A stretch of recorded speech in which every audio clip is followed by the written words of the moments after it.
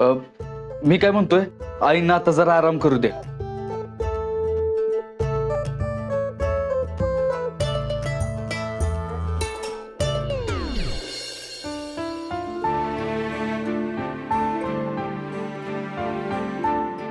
अहो वाघमारे, तुम्ही आत थांबा की आईंजवळ. बलमा येईलच एवढ्यात. तो डॉक्टरांना सोडायला गेलाय ना. सत्या, सॉरी. मी आज जरा लयच रागानं बोलले तुझ्याशी. मी ना लय घाबरले होते. अरे मला कळलंच नाही काय बोलू आणि कसं बोलू ते. अहो वाघमारे, हे बघा, अहो तुम्ही माझ्यावर वरडला ना तर राग नाही येणार मला, पण त्यासाठी जर सॉरी म्हणणार असेल ना तर मात्र राग येईल बघा. हो वाघमारे, चूक माझी पण होतीच की. मी बी टाइमवर फोन उचलायला पाहिजे होता. अशी सिच्युएशन होती आणि मी फोन उचलला नाही. त्यामुळे तुम्हाला पूर्ण हक्क आहे माझ्यावर वरडायचा. आणि असं एकदा नाही, जेव्हा कधी तुम्हाला वाटेल तेव्हा तुम्ही माझ्यावर वरडू शकता. असं किती वेळा वरडणार आहे मी तुझ्यावर? आयुष्यभर.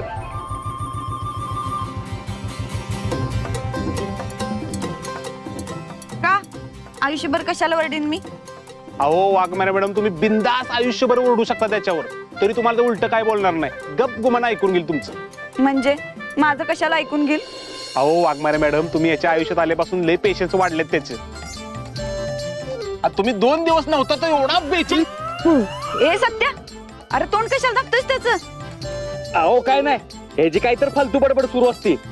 त्याला फक्त एवढंच म्हणायचं होतं की मी हल्ली जास्त घरी जात नाही आणि कामात असतो. कुठलं कामात? अहो तुम्ही गेल्यापासून कामात लक्षच नाही. तोड बंद ठेव जरा, तोड बंद. अरे काय चाललंय तुमचं? मला तर काहीच कळण झालंय. कशाला एवढं दंगा घालताय? अहो काय नाही, यो ना अशीच बडबड करत असतोय बघा.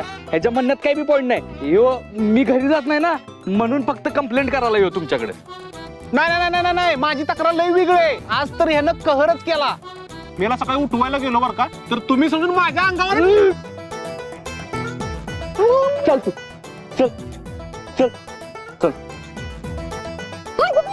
गाडी घ्या. बलमा, आता तुझा कार्यक्रम फिक्स करून टाके ना. तोड मन ठेव.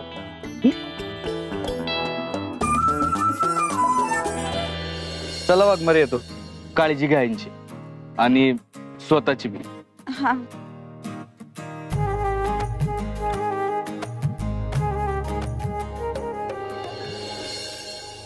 आई, आता वाटतंय